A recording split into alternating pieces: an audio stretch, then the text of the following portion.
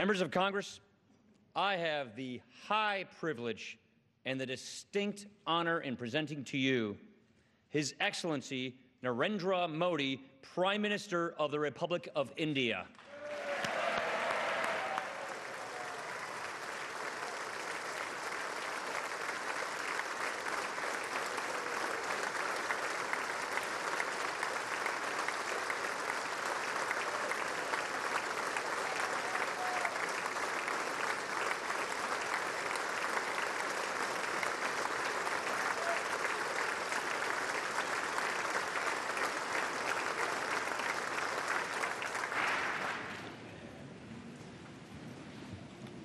Mr. Speaker, Mr. Vice President, distinguished members of the U.S. Congress, ladies and gentlemen, I'm deeply honored by the invitation to address this joint meeting of the U.S. Congress. Thank you, Mr. Speaker, for opening the doors of this magnificent Capitol. This temple of democracy has encouraged and empowered other democracies the world over.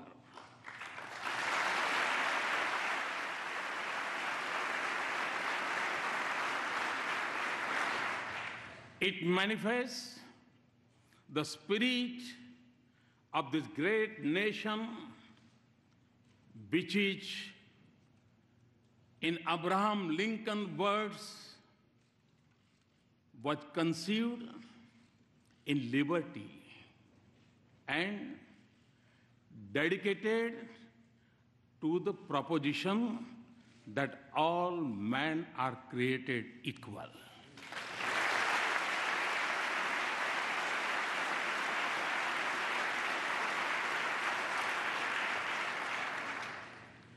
In granting me this opportunity, you have honored the world's largest democracy and its 1.25 billion people.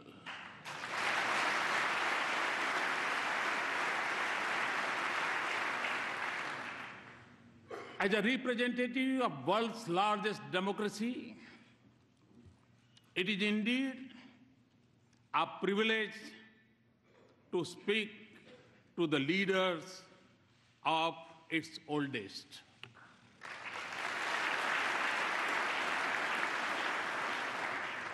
Mr. Speaker, 2 days ago, I began my visit by going to the Arlington National Cemetery, the final resting place of many brave soldiers of this great land.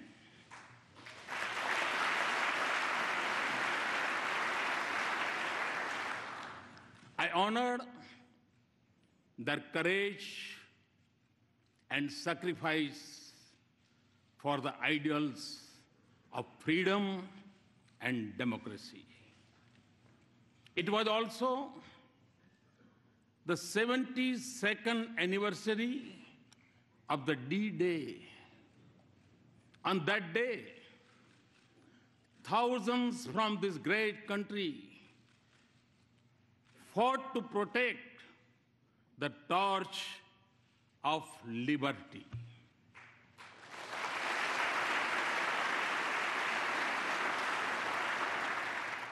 They sacrificed their lives so that the world lives in freedom. I applaud, India applauds the great sacrifices of the men and women from the land of the free and the home of the brave in service of mankind.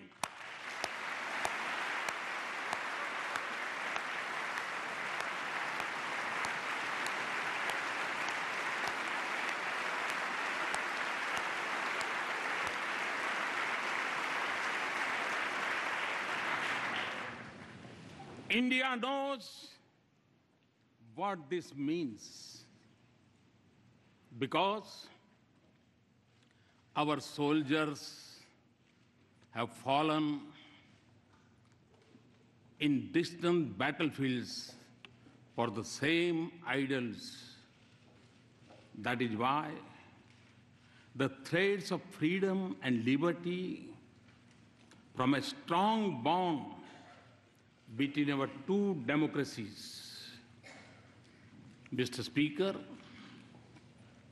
our nations may have been shaped by diverse histories, cultures, and faiths. Yet, our belief in democracy for our nations and liberty for our countrymen is common. The idea that all citizens are created equal is a central pillar of the American Constitution. Our founding fathers too shared the same belief and sought individual liberty for every citizen of India.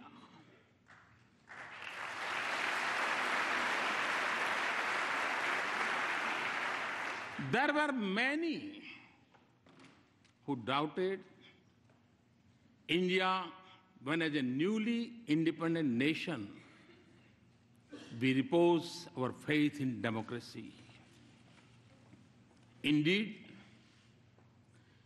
wagers were made on our future, but the people of India did not waver. Our founders created a modern nation with freedom, democracy, and equality at the essence of its soul. And in doing so, they assured that we continue to celebrate our age-old diversity. Today,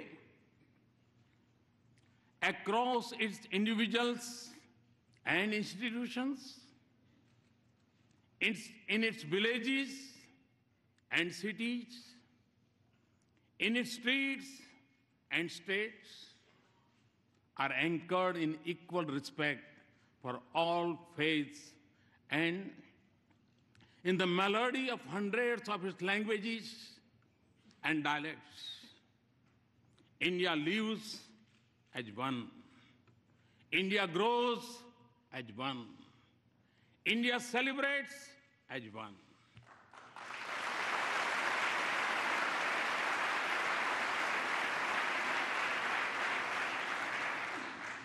Mr. Speaker, modern India is in its 70th year.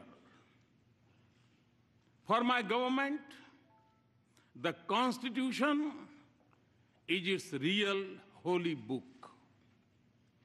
And in that holy book, freedom of faith, speech, and franchise, and equality of all citizens, regardless of background, are enshrined as fundamental rights.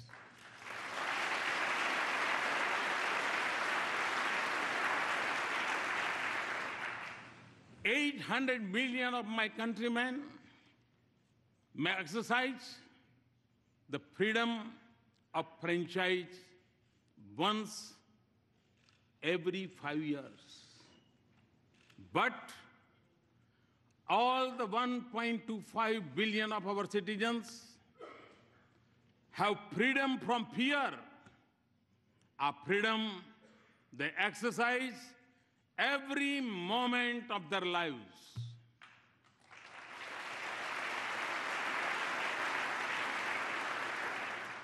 Distinguished members, engagement between our two democracies has been visible in the manner in which our thinkers impacted one another and shaped the course of our societies.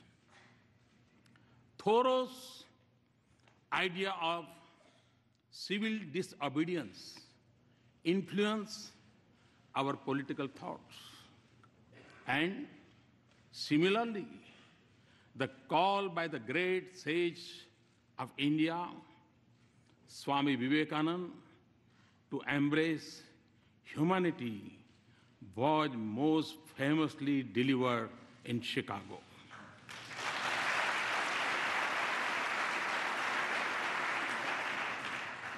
Gandhi's non-violence inspired the heroism of Martin Luther King.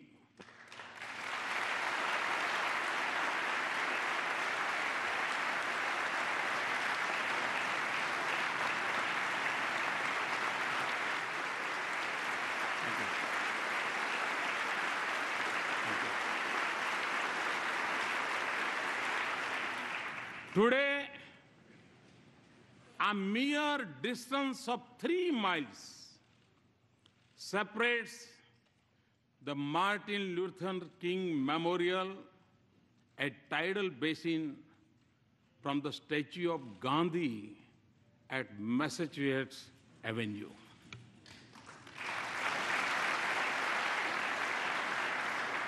This proximity of the memorials in Washington mirrors the closeness of ideals and value they believe in.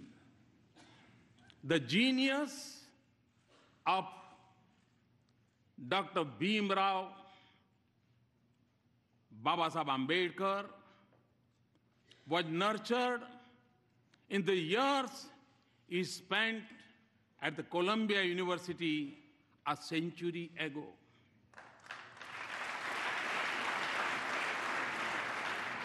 The impact of US Constitution on him was reflected in his drafting of the Indian Constitution some 3 decades later.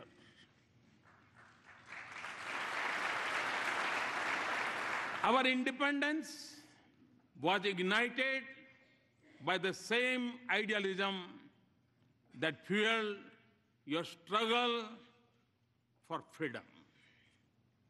No wonder then that former Prime Minister of India, Sri Atal Bihari Vajpayee, called India and the US natural allies.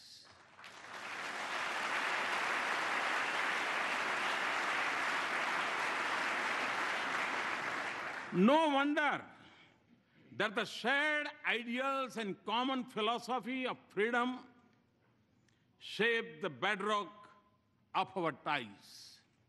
No wonder then that President Obama has called our ties the defining partnership of the 21st century.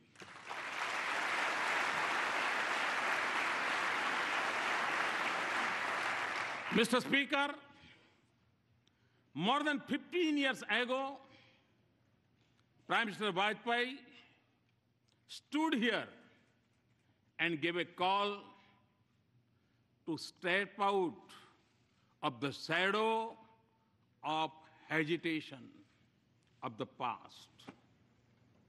The pages of our friendship since then tell a remarkable story.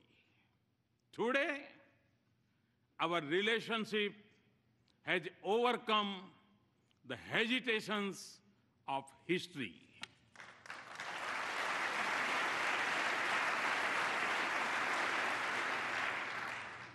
Comfort, candor, and convergence define our conversations. Through the cycle of elections and transitions of administration, the intensity of our engagements has only grown. And in this exciting journey, the US Congress has acted as its compass. You have helped us turn barriers into bridges of partnership.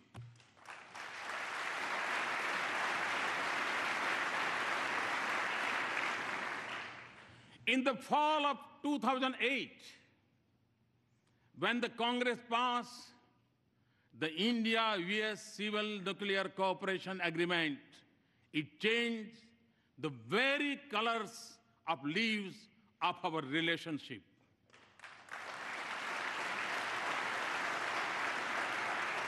We thank you for being there when the partnership needed you the most. You have also stood by us in times of sorrow. India will never forget the solidarity shown by the US Congress when terrorists from across our border attacked Mumbai in November of 2008.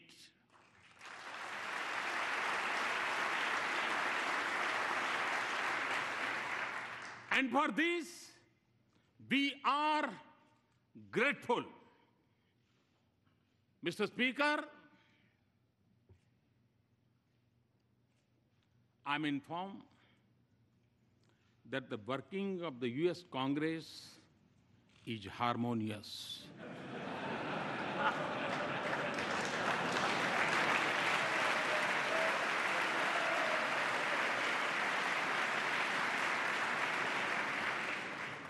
I'm also told that you are well known for your bipartisanship.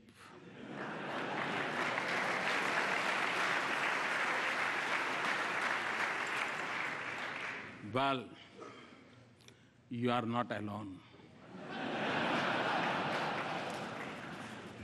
Time and again, I have also witnessed a similar spirit in the Indian Parliament.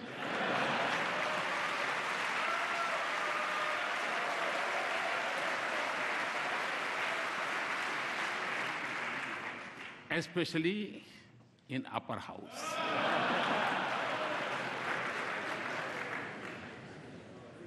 So,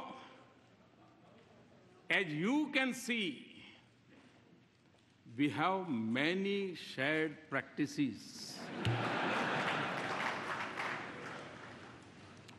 Mr. Speaker, as this country knows well, every journey has its pioneers. Very early on, they shaped a development partnership, even when our meeting ground was more limited. The genius of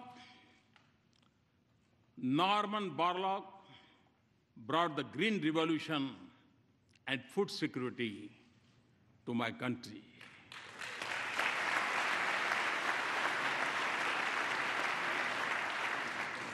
The excellence of American universities nurtured institutions of technology and management in India.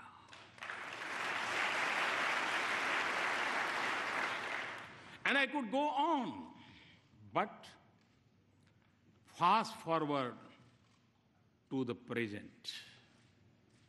The embrace of our partnership extends to the totality of human endeavor. From the depths of the oceans to the vastness of the space. Our science and technology collaboration continues to help us in cracking the age-old problems in the fields of public health, education, food, and agriculture. Ties of commerce and investment are flourishing. We trade more with the US than with any other nation.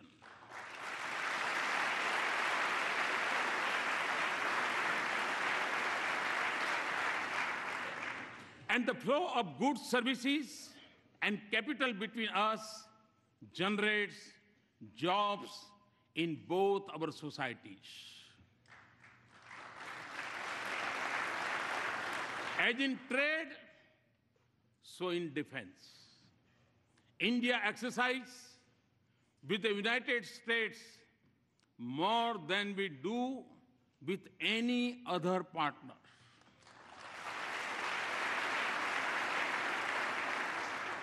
Defense purchases have moved from almost zero to $10 billion in less than a decade.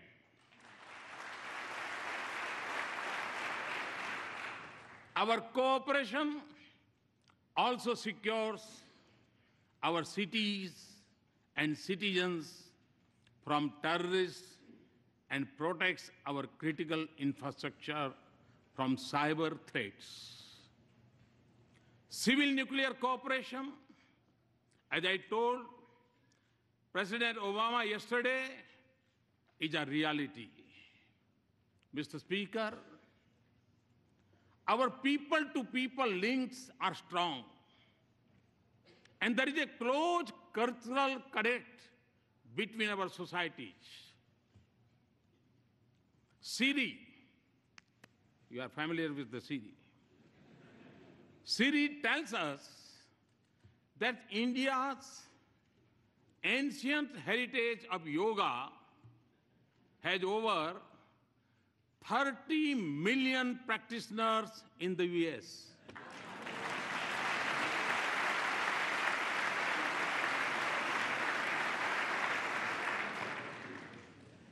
It is estimated that more Americans bend for yoga than to throw a curveball.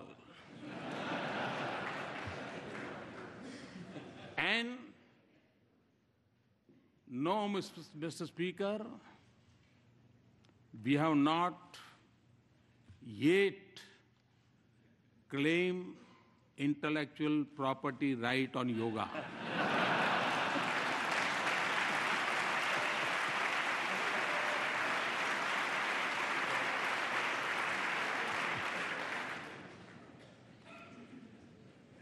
Connecting our two nations is also a unique and dynamic bridge of 3 million Indian Americans.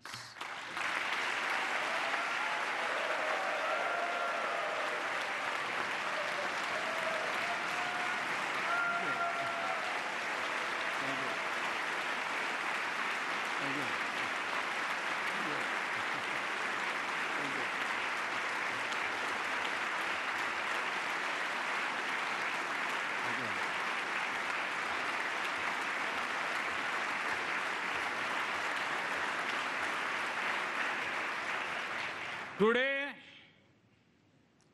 they are among your best CEOs, academics, astronauts, scientists, economists, doctors, even spelling bee champions.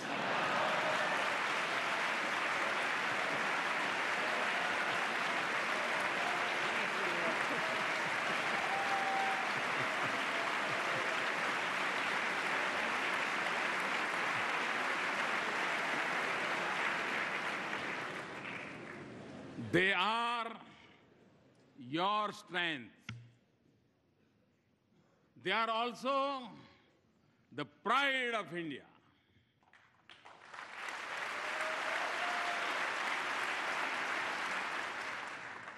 They symbolize the best of both our societies. Mr. Speaker, my understanding of your great country began long before I entered public office. Long before assuming office, I traveled coast to coast, covering more than 25 states of America.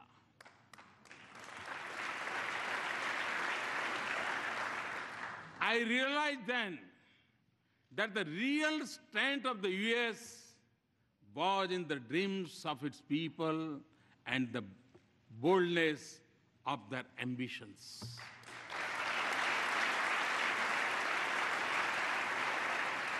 Today, Mr. Speaker, a similar spirit animates India. Over 800 million youth are spatially impatient. India is undergoing a profound social and economic change. 1 billion of its citizens are already politically empowered. My dream is to economically empower them through many social and economical transformations, and do so by 2022, the 75th anniversary of India's independence. My to-do list is long and ambitious, but you will understand it includes a vibrant rural economy with a robust farm sector, a roof over each head, and electricity for all households. To skill millions of our youth, build 100 smart cities, have a broadband for 1 billion, and connect our villages to the digital world. And create a 21st century rail, road, and port infrastructure. These are not just aspirations. They are goals to be reached in a finite time frame and to be achieved with a light carbon footprint with greater emphasis on renewables.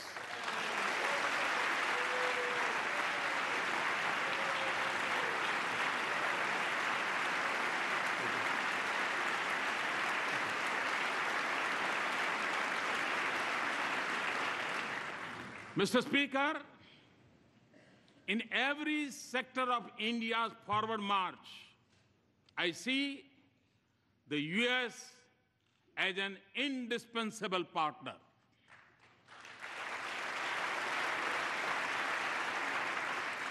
Many of you also believe that a stronger and prosperous India is in America's strategic interest.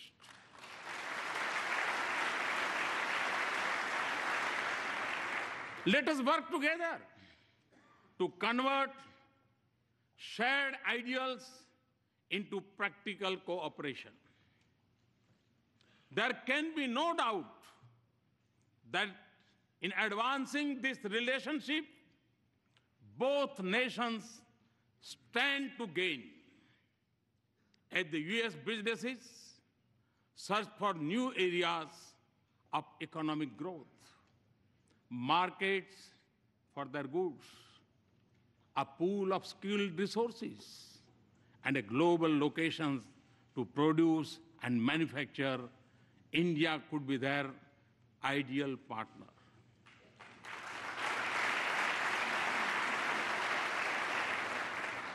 India's strong economy and growth rate of 7.6% annum is creating new opportunities for our mutual prosperity. Transformative American technologies in India and growing investment by Indian companies in the United States Both have a positive impact on the lives of our citizens. Today, for the global research and development centers, India is the destination of choice for the US companies. Looking eastward from India across the Pacific, the innovation strength of our two countries comes together in California.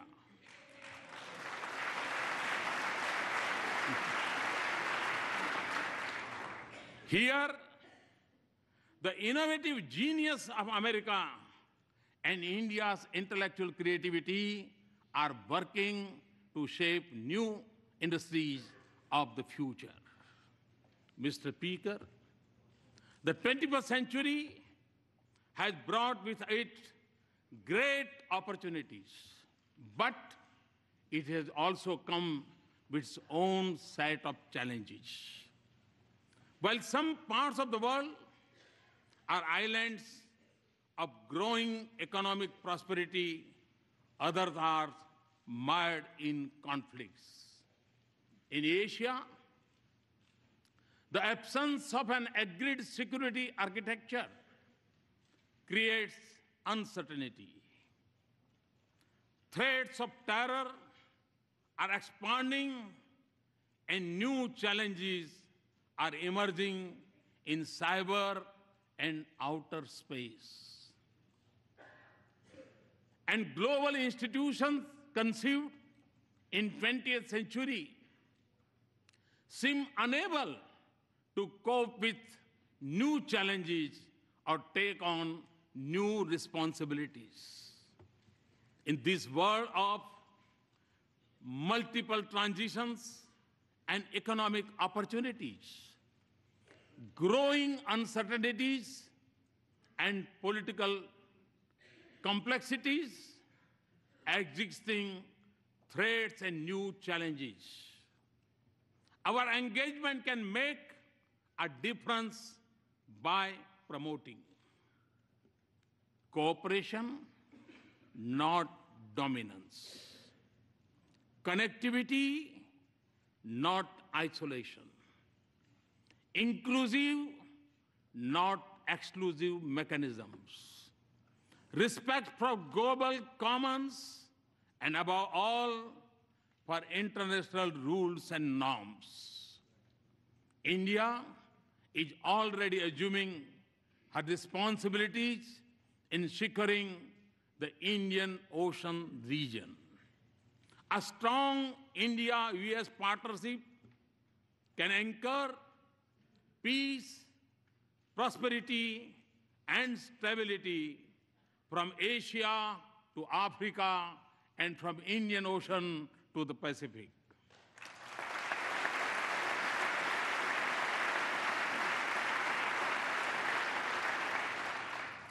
It can also help ensure security of the sea lanes of commerce and freedom of navigation on seas.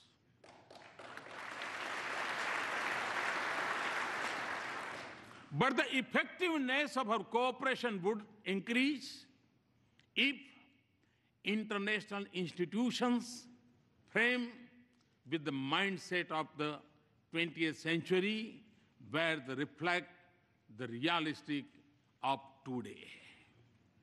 Mr. Speaker, before arriving in Washington, D.C., I had visited Herat in western Afghanistan to inaugurate Afghan-India Friendship Dam built with Indian assistance.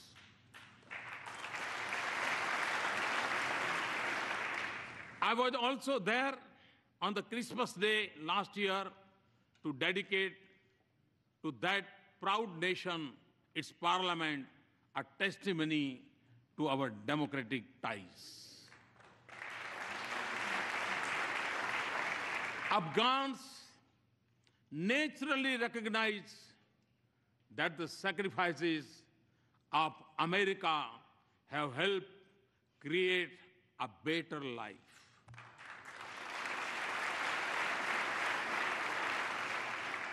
But your contribution in keeping the region safe and secure is deeply appreciated by even beyond.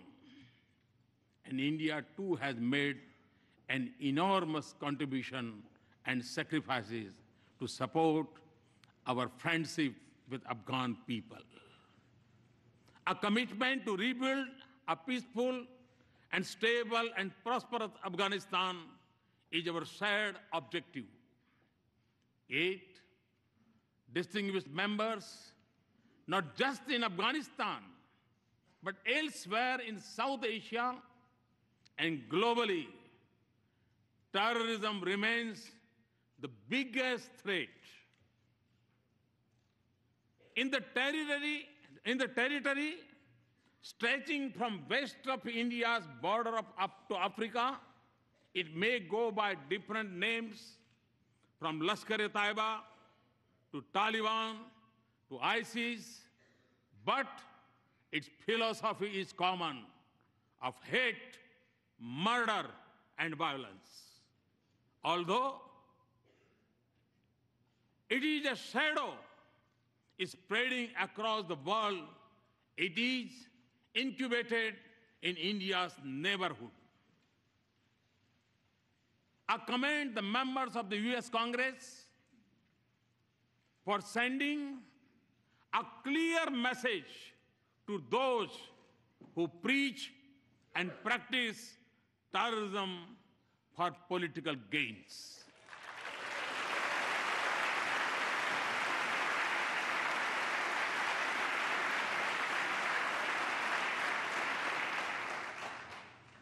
Refusing to reward them is the first step towards holding them accountable for their actions.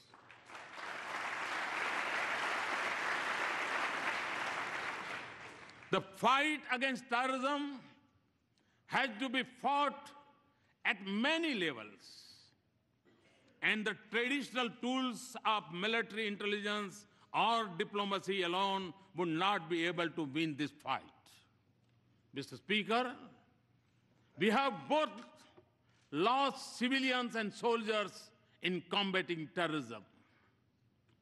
The need of the hour is for us to deepen our security cooperation and base it on a policy that isolates those who harbor, support, and sponsor terrorists.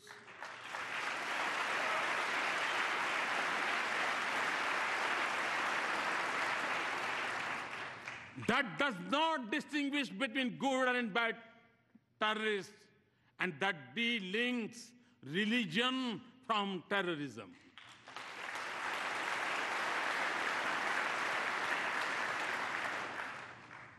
Also, for us to succeed, those who believe in humanity must come together to fight for it as one and speak against this menace in one voice.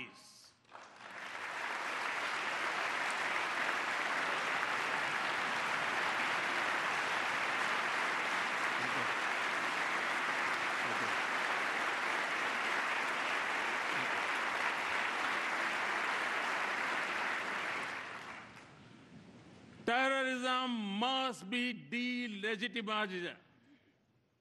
Mr. Speaker, the benefits of our partnership extend not just to the nations and regions that need it most. On our own, and by combating our capacities, we are also responding to other global challenges, including when disaster strikes and where humanitarian relief is needed. From our shore, we have evacuated thousands from Yemen, Americans and Indians and others. Nearer home, we have the first responders during Nepal's earthquake, in the Maldives water crisis, and most recently during landslide in Sri Lanka.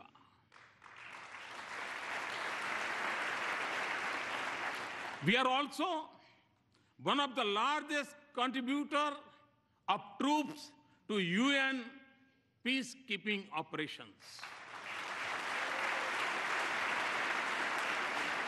Often, India and the US have combined their strengths in science and technology and innovation to help fight hunger, poverty, disease, and literacy in different parts of the world.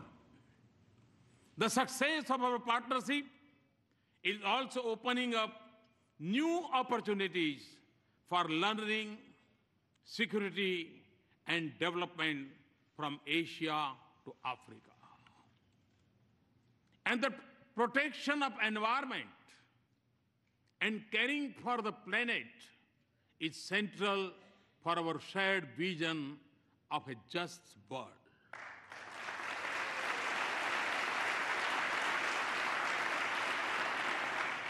For us in India, to live in harmony with Mother Earth is a part of our ancient belief.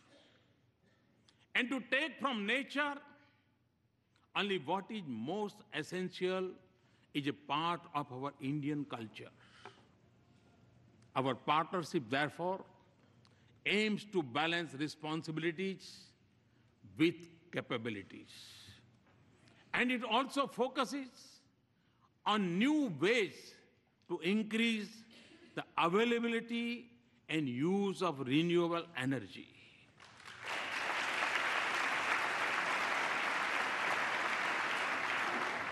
A strong US support for our initiative to form an international solar alliance is one such effort. We are working together not just for better future for ourselves, but for the whole world. This has also been the goal of our efforts in G20, East Asia Summit, and climate change summits.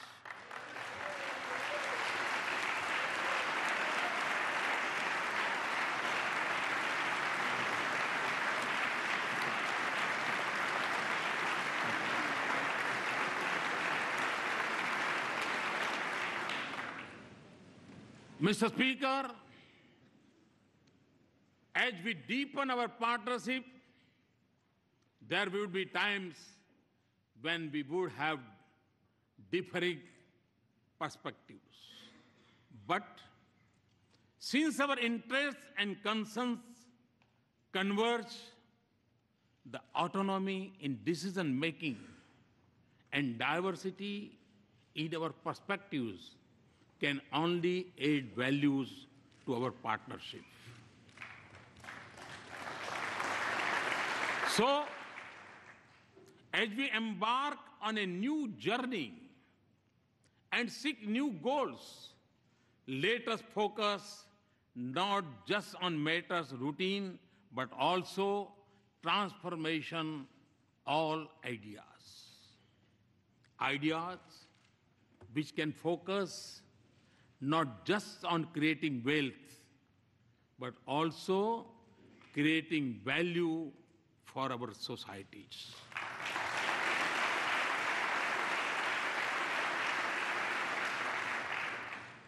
Not just on immediate gains, but also long-term benefits. Not just on sharing best practices, but also shaping partnerships, and not just on building a bright future for our people, but in being a bridge to a more united, human, and prosperous world.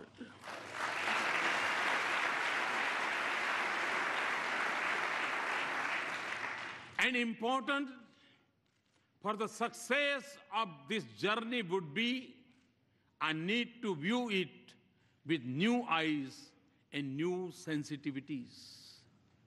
When do this, we will realize the full promise of this extraordinary relationship. Mr. Speaker, in my final thoughts and words, Let me emphasize that our relationship is prime for a momentous future. The constraints of the past are behind us, and foundations of the future are firmly in place.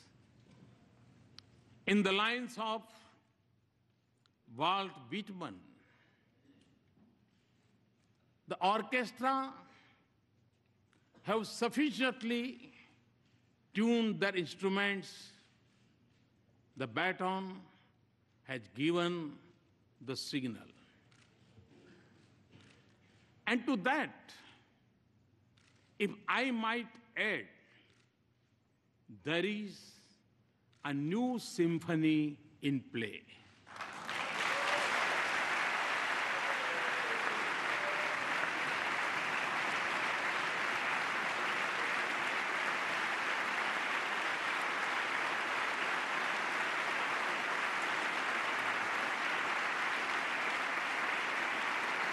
Thank you, Mr. Speaker and Mr. Vice President, distinguished members, for this honor. Thank you very much. Thanks a lot.